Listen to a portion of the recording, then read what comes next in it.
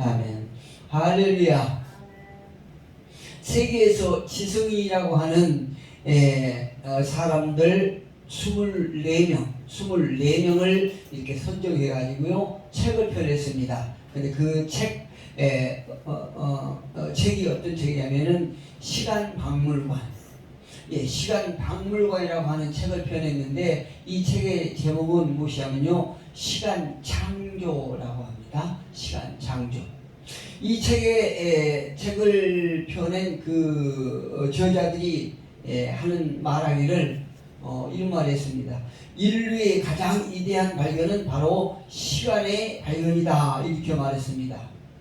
우리 인간이 발견한 중에서 가장 위대한 것은 시간이라는 것입니다. 그도 그럴 것이, 여러분 개나 어떤 소나 짐승들이 시간의 개념을 알고 있습니까? 모르지 않습니까? 시간의 흐름을 그들은 알지 못해요.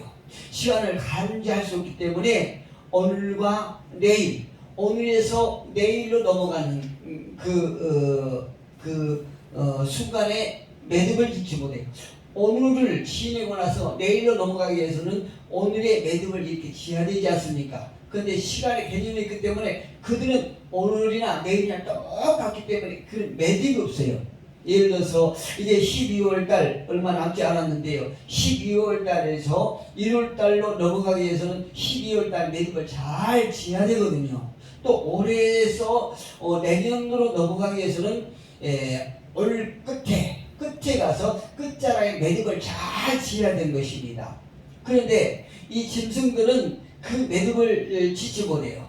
의미도 알지 못해요. 그래서 동물의 세계는 역사가 없는 것입니다. 할렐루야. 인간의 세계는 역사가 있지요. 인간은 시간을 알고 시간의 흐름도 알고 시간의 의미를 잘 알고 있거든요. 그래서 인간은 매듭을 잘 지어요. 매듭을 잘 짓는 것이 대단히 중요합니다. 만약에 우리 중에 또 어떤 사람이라 할지라도 매듭을 잘 짓지 못하면 그 사람의 삶은 발전이 없어요. 다행히 매듭을 잘 짓는다고 하면 그 사람의 삶은 매일 달라지고, 또 이달과 다음 달이 달라지고, 또 올해와 내년이 달라질 줄로 확신합니다. 여러분, 우리가 시간에 매듭을 잘 지어서 올해보다는 내년이 더 나은 그런 삶을 살기를 주님의 이름으로 축복합니다. 이제 우리에게 올해 남은 시간도 얼마 남지 않았습니다. 오늘이 바로 올해 12월달 마지막 주일입니다. 이제 주일 지나면 며칠, 불과 한 5일 정도 이렇게 지나면은 내년이에요. 우리가 지난 날을 돌아보고, 또 올해 12월달 유정의 일을 잘 거둬야 하는 것입니다. 그래서 이것이 2021년 매듭을 잘 짓는 것이에요. 여러분, 올해 어떻게 살았든 간에 지난 시간에 우리가 걸어온 각자의 삶을 돌아보고 우리가 남은 시간을 유정의 일을 잘 거두는 저와 여러분이 되기를 주님의 이름으로 축복합니다. 오늘 우리가 함께 보았던 이 본문, 그러니까 사도행전 10장 중에서 우리가 보았던 이 본문은 마지막 부분이라고 할 수 있습니다. 마무리 부분이라고 하셨다는 거죠. 다시 말씀드리면 베드로가 성령의 인도함을 따라서 고넬료 가정에 방문하게 되었고, 또 성령님의 역사로 그 가정에 머물면서 말씀을 전하게 되었잖아요. 그리고 성령의 충만함으로 온 가족들이 세례를 받고 구원받게 되었다는 그런 이야기의 기록입니다. 그런데 오늘 이 본문 내용이 저와 여러분이 주는 교훈을 통해서 알 수 있는 것은 무엇인가? 다름 아닌 한 사건의 매듭을 잘 짓게 되었다는 그런 장면이라고 우리가 얘기를 할 수 있습니다. 다시 말씀드리면 베드로는 성령의 인도함을 따라서 무엇의 인도하며? 성령의 인도함을 따라서 아름답게 마무리를 잘 지었다고 볼 수 있지요. 베드로가요. 만약에 성령의 인도함을 받지 않았다고 하면 이렇게 아름다운 마무리의 장면을 결과를 볼 수 없었으리라 확신합니다. 우리말에 시작이 반이라는 말이지요. 이 말은 시작이 매우 중요하다는 말이에요. 그러나 시작이 어떤 것의 강조점이라고 한다라고 하면 끝은 전부라고 할 수 있어요. 그래서 시작도 중요하지만 끝부분은 더 중요한 거예요. 만약에 시작만 우리가 강조를 하고 끝부분이 마무리가 제대로 안 된다라고 하면 그 시작은 별 의미가 없다고 볼 수 있습니다. 예를 들면 여러분 마라톤 선수가 장거리 마라톤 선수가 42.19km를 가는 거거든요. 그런데 42km까지 선두에서 계속 선두 주자로 잘 뛰었다고 그럽시다. 그런데 0.19km 남겨놓고 킥권했다고 보면 42km를 아무리 열심히 뛰고 선두에서 뛰었다 할지라도 그 42km는 무의미한 것과 똑같습니다. 우리가 아무리 시작은 거창하고 작심하고 서약을 했을지라도 매듭을 잘 짓지 못했다라고 그러면 그 전에 했던 모든 것들은 똥주사니가 된다는 것이죠. 우리가 흔히 연초가 되면 많은 것을 이렇게 작정하고 결심하고 다짐하면서 마음속으로 서약을 많이 하지 않습니까? 그런데 우리가 그 마음에 작심했던 연초의 생각과 계획을 끝까지 가서 연말에 마무리를 잘 하는 사람은 많지 않은 것 같아요. 그런데 우리가 그렇게 할 때 정말 아름다운 매듭을 잘 질 수 있는 것입니다. 오늘 저와 여러분이 함께 보았던 이 본문에서 아름답게 매듭을 지어줄 수 있는 것은 어떤 이유인가? 그것은 바로 성령의 인도함을 받았기 때문에 이렇게 베드로의 그 신방이 마무리를 잘했다고 볼 수 있어요. 베드로는 성령의 인도함을 따랐고 베드로가 성령에 힘입어서 사역을 하고 있을 때에 바로 성령님은 베드로의 사역 시작부터 마지막까지 함께 하셨고 매듭을 짓게 할 수 있었다는 것을 우리가 알 수 있습니다. 성령께서요 역사에 주셨기 때문에 좋게 매듭을 짓게 된 것이죠. 오늘 함께 읽었던 본문 44절 같이 한번 읽어봅니다. 시작. 베드로가 이 말을 할 때에 성령이 말씀 듣는 모든 사람에게 내려오시니 할렐루야. 사도 바울은 이 점에 관해서요 우리에게 중요한 교훈을 남겨줍니다. 갈라디아서 3장 3절에 보니까 사도 바울은 갈라디아서 교회 성도들에게 이렇게 말해요. 너희가 성령으로 시작하여 육체로 마치겠느냐? 이렇게 말하고 있어요. 여러분, 우리 모두가 성령으로 시작했다고 하면 성령으로 마쳐야 되는 것이에요. 이것은 아름다운 매듭을 맺을 수 있는 필수 조건이라고 할 수 있습니다. 저와 여러분이 연초에 성령으로 시작했습니까? 그렇다면 성령으로 매듭을 잘 지어야 하는 것입니다. 그렇다고 하면 성령으로 매듭을 짓는다는 말은 어떤 말일까요? 바로 감사할 줄 아는 거예요. 할렐루야. 우리의 삶이, 우리의 환경이, 우리의 상황이 지금 우리 주변의 형편이 감사할 수 없는 이런 환경이란 걸 너무나 잘 압니다.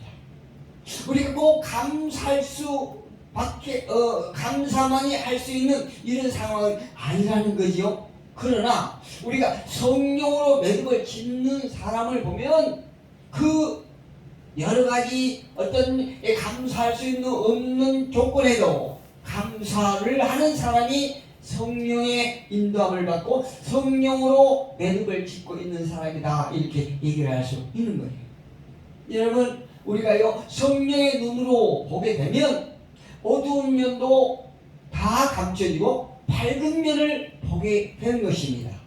성령의 마음으로 우리가 생각하면 항상 긍정의 쪽으로 생각하게 돼 있는 것입니다. 지금 우리가 살아가고 있는 요즘의 현실을 볼 때에 정말 낙담할 수밖에 없죠. 내일을 알 수 없는 이런 상황이 계속 이어지고 있습니다. 코로나로 이 세상 많은 사람들이 팬데믹에 걸려있죠. 또한 그로 인하여 많은 사람들의 어떤 생활이 완전히 그냥 밑바닥에 하고 아주 그 궁지에 몰린 이런 사람들이 굉장히 많지 않습니까? 그런데 이런 상황 속에서 어떻게 우리가 긍정적인 생각을 할 수 있겠습니까? 어떻게 다음 시간을 우리가 기대를 할 수 있겠습니까? 그럼에도 불구하고 성령의 사로잡혀서 성령의 인도함으로 성령의 마음으로 충만해 있는 사람은 이런 부정적인 상황에서도 긍정적인 것을 생각하면서 하나님 앞에 감사하게 된다는 것이죠. 우리가 가만히 한번 생각해 보세요. 우리 주변에 득실거리고 있는 우리를 늘 괴롭게 하는 사탄은 우리에게 늘 어느 쪽만 보게 유도를 합니다. 그래서 감사보다는 불평을 하게 되고 원망을 하게 되고 결국에는 좌절과 낙담을 하면서 실망에 쓰러지게 하는 것이 사단의 목적이에요. 여러분, 활 쏘는 사람이 있었다고 봅시다. 어떤 활 쏘는 사람이 10발의 활을 가지고 쏘았는데 9발을 불발했어요. 그러면 사단은 어떻게 말할까요? 야, 이제 한 발밖에 안 남았어. 너는 모든 것이 틀렸어. 너는 다 포기할 수밖에 없어. 이렇게 말할 거예요. 그런데 성령의 사람들은 우리에게 어떤 말을 합니까? 아직도 한 발 남았네. 아직도 할 수 있네. 아직도 가능성이 있네. 이렇게 희망을 갖고요. 끝까지 최선을 다하게 됩니다. 여러분, 올해가 이제 며칠 안 남았죠? 여러분들이 연초에 계획했던 것이 하나도 이루어진 것이 없나요? 그러나 기대하시길 바랍니다. 그러나 희망을 가지시기를 주님의 이름으로 부탁합니다. 아직 며칠 남았기 때문에 우리가 며칠 남은 그 시간에 아주 최선을 다하는 것입니다. 성령 안에서 감사로 마무리하는 저와 여러분 되기를 주님의 이름으로 축복합니다. 그 다음으로 우리가 성령으로 매듭 짓는다는 것은 성령은 화해를 하게 됩니다. 화해의 매듭을 우리에게 지켜주신다는 거죠. 첫째, 사람과의 관계를 화해시킵니다. 그 다음에 하나님과의 막힌 담을 허물어 주십니다. 무엇이요? 성령이. 우리가 죄 때문에 막혔던 담을 허물고 관계를 회복시켜 주십니다. 요한복음 16장 7절로 8절에서 이렇게 말해요. 내가 보혜사를 너희에게 보내리니 그가 와서 죄에 대하여 의에 대하여 심판에 대하여 세상을 책망하시리라. 할렐루야. 내가 보혜사를 예수께서 보혜사를 너희에게 보내리니 그가 와서 죄에 대하여 의에 대하여 심판에 대하여 세상을 책망하시리라. 즉 죄로 주고 있는 죄라고 하는 그 담을 허물어버리고 하나님과 막혔던 담을 허물어버리고 화해를 시키는 그런 역할을 보혜사가 하시겠다 이렇게 말씀하고 계신 것입니다. 한 해를 잘 마무리하기 위해서는 막힌 담을 허물어야 됩니다. 끝으로 우리가 성령으로 마무리하게 되는 때는 주신 그것은 비전이에요. 성령이 우리에게 매듭을 잘 지켜야 할 수 있는 것은 비전이라고 생각할 수 있습니다. 우리가요 성령으로 매듭 지을 때 언제나 비전이라고 하는 아름다운 모습을 갖게 하십니다. 비전이 무엇입니까? 비전이는 더 나은 미래를 꿈꾸는 것이에요. 여러분, 올해 정말로 코로나로 다 모든 사람이 힘들었던 그런 한 해예요. 그러나 올해 이렇게 힘들었던 한 해였지만 내년에는 각자 더 나은 그런 세상이 될 것이다 라고 하는 꿈을 가지기 바랍니다. 비전을 세우시기를 바랍니다. 청년사역의 대부이신 김중곤 목사님 여러분 잘 아시죠? 그 목사님께서 하신 유명한 말씀은 꿈이 없는 백성은 망한다 이렇게 말씀하셨습니다. 저와 여러분 올해 이렇게 힘들었다고 해서 내년에 대해서 꿈을 꾸지 않고 비전을 세우지 않은 그런 사람은 내년이 없습니다.